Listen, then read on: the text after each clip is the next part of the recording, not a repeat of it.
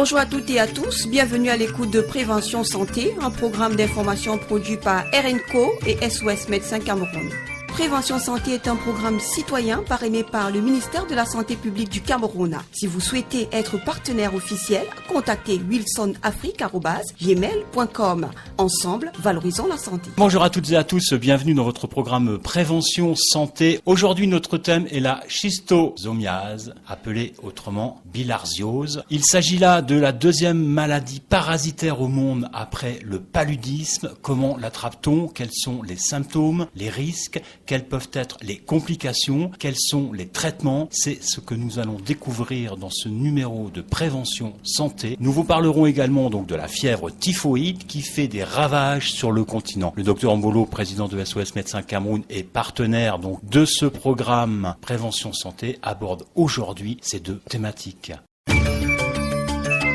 Bonjour Doc. Bonjour. Cette maladie, la bilharziose, peut faire peur parce que nous allons voir ensemble que bien soignée, elle est, on va dire, facilement prise en charge par les médecins. Il s'agit là d'une maladie chronique que l'on contracte au contact de l'eau, ce qui permet le passage de larves, de parasites à travers la peau. Bon, une fois bien soignée, ça va, mais il faut quand même la prendre en charge. Alors, pouvez-vous nous en dire un petit peu plus sur cette maladie tropicale, docteur? Alors oui, la bilharziose, encore appelée schistosomiase, est une maladie parasitaire, effectivement, qui est due à un germe du genre schistosome. Il en existe plusieurs. Et effectivement, c'est une maladie qui peut être chronique, mais elle est chronique et aiguë. Elle peut être aiguë ou chronique, c'est-à-dire qu'elle peut se manifester de façon très rapide après l'infestation et la dissémination hématogène, ou alors elle peut évoluer de façon un peu plus chronique au long cours et donc être responsable d'un certain nombre de symptômes par la suite.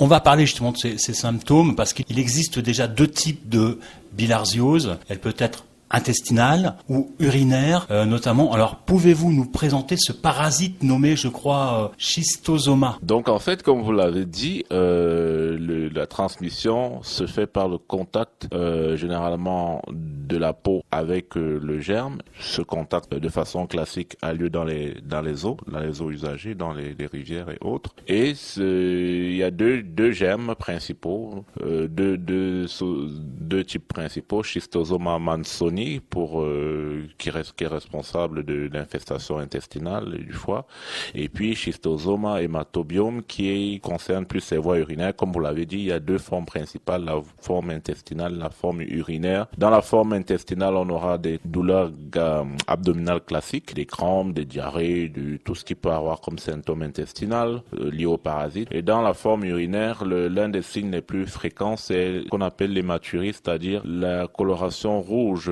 ou la présence de sang dans les urines qui est associée à l'infestation vésicale c'est-à-dire de la vessie, de la localisation du germe au niveau de la vessie. Et donc, voilà, les symptômes en aigu sont ceux-là. Maintenant, de façon chronique, on peut avoir des complications plus importantes qui touchent. Oui, ça c'est important que vous nous en parliez parce qu'il y a la bilharziose compliquée qui peut aller au stade de l'hypertension portale ou d'insuffisance rénale également. Donc ça peut vraiment être grave. Tout à fait, parce qu'il y a une localisation hépatique classique, c'est-à-dire au niveau du foie. Le germe va se localiser, créer un certain nombre des abcès et donc une hypertension portale, comme vous le dites, c'est-à-dire une hypertension au niveau des vaisseaux qui vont vers le foie.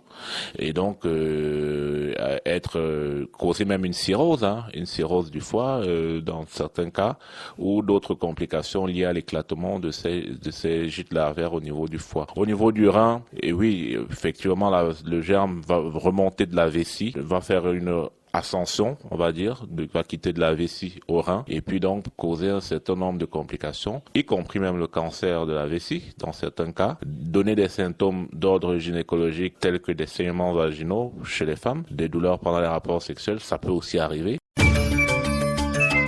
Est-ce que tous ces phénomènes sont réversibles avec un traitement? En principe, les phénomènes sont réversibles sous traitement. Et heureusement d'ailleurs, le traitement est relativement simple. Bien sûr, lorsqu'on n'est pas encore dans le cas de complications carcinologiques, comme on le disait tout à l'heure, le traitement est très facile, à base d'une molécule qui s'appelle du praziquantel, qui est administrée selon un protocole précis et qui peut aussi être administré en déparasitage pour les personnes à risque. Je pense qu'on aura le temps d'en reparler, des personnes à risque de schistosomiase.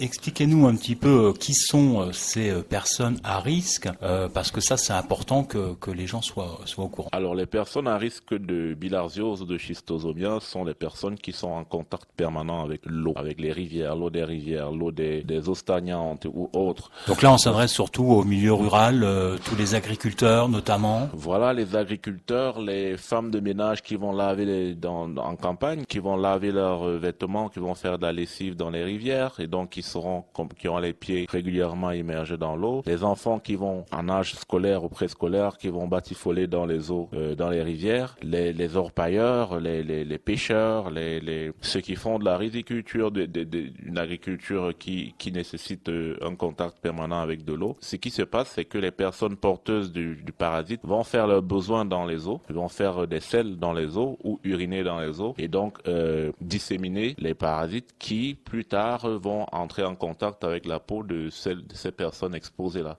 Et donc, il y aura un passage par la peau, puis puis le germe va passer dans la circulation sanguine et rejoindre les organes cibles dont on a parlé. Prévention Santé, un programme d'information et de sensibilisation au service des populations. Nos objectifs, vous fournir une information fiable et utile afin de mieux comprendre les enjeux sanitaires et leurs conséquences. Nous aborderons ici les questions que vous vous posez et nous y répondrons de façon concise et claire. Quels sont, on va dire, les conseils préventifs que l'on peut donner? Comme conseil préventif, premièrement, c'est d'éviter de faire caca, on va dire, dans les eaux. Ça, c'est une éducation des personnes adultes et des enfants également, d'éviter d'uriner dans les eaux. Et éventuellement, un déparasitage séquentiel des personnes à risque, à base donc de ces déparasitants-là qui sont actuellement très largement utilisés, ces antiparasitaires, de faire un déparasitage tous les 3 mois ou tous les 6 mois, au pire des cas. 2-3 fois par an, ça suffit? Voilà, on va dire 2-3 fois par an, oui. Et surtout, avoir le réflexe pour les professionnels de santé de mieux analyser les selles, puisque le diagnostic se fait par un examen des selles qui va donc révéler la présence des parasites dans les selles. Et donc, le traitement peut se faire très simplement. Nous allons à présent parler d'une autre maladie bien connue sur le continent africain. Il s'agit de la fièvre typhoïde.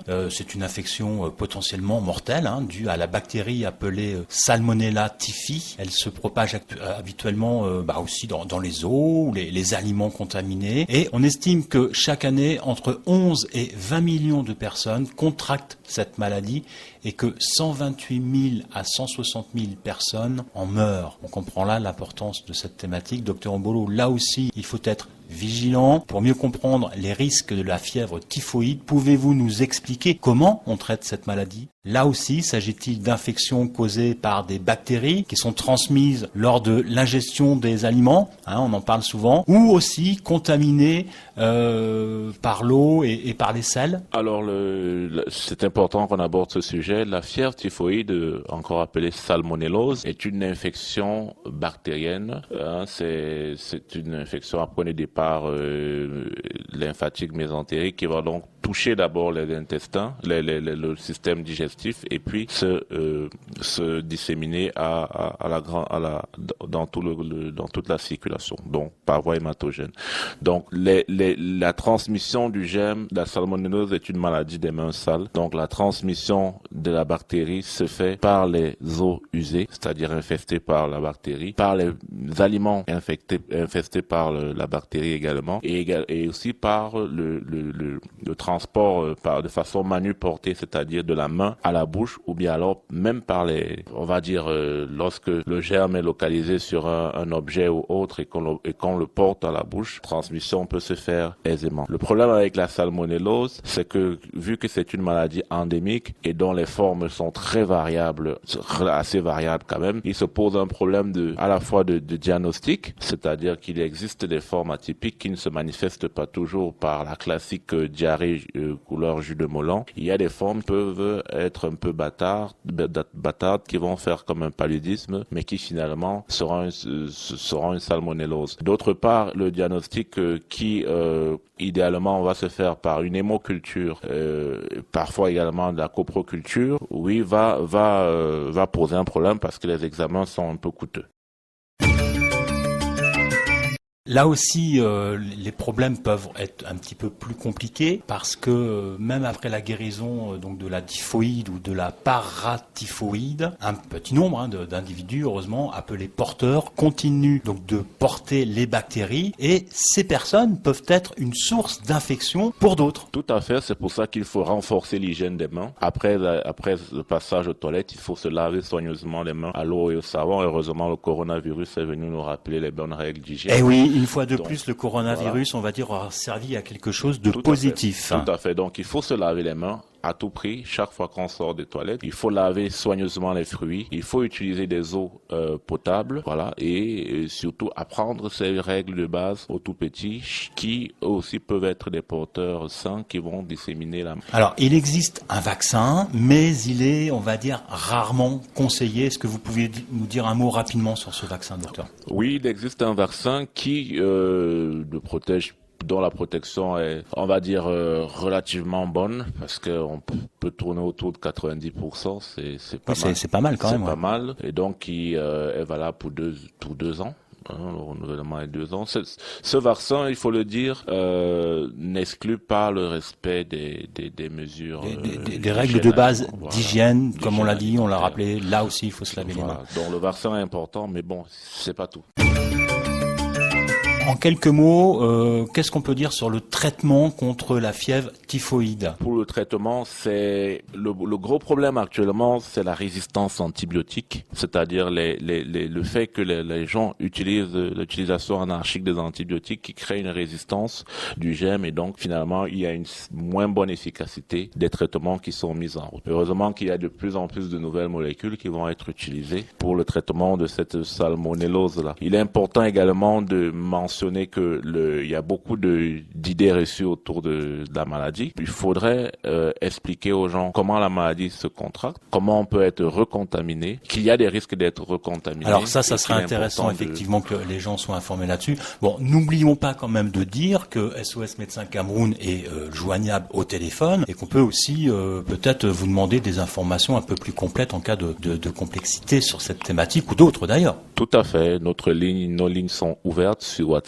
et sur nos réseaux sociaux, sur notre page Facebook SOS Médecins Cameroun ou sur WhatsApp au 6 94 65 99 95. Vous pouvez écrire 24/24. Docteur Ombolo, merci pour toutes ces informations et ces conseils et nous ne le dirons jamais assez, mais peut-être que la Covid nous a rappelé à l'ordre. Une bonne hygiène peut participer à nous préserver de bien des maladies, alors pensez à vous laver les mains régulièrement. Merci à toutes et à tous. On se retrouve très prochainement pour un nouveau magazine de Prévention Santé. Prévention Santé est un programme citoyen parrainé par le ministère de la Santé publique du Cameroun. Si vous souhaitez être partenaire officiel, contactez wilsonafrique@gmail.com. Ensemble, valorisons la santé. Merci à tous les partenaires qui permettent de faire vivre ce programme et plus particulièrement à l'équipe de SOS Médecins Cameroun et à son président, le docteur Ombolo. Si vous avez des questions à poser concernant notre programme, si vous souhaitez nous proposer des sujets, nous sommes à votre écoute. Envoyez un mail à wilsonafrique@gmail.com et nous répondrons à vos questions dans cette émission.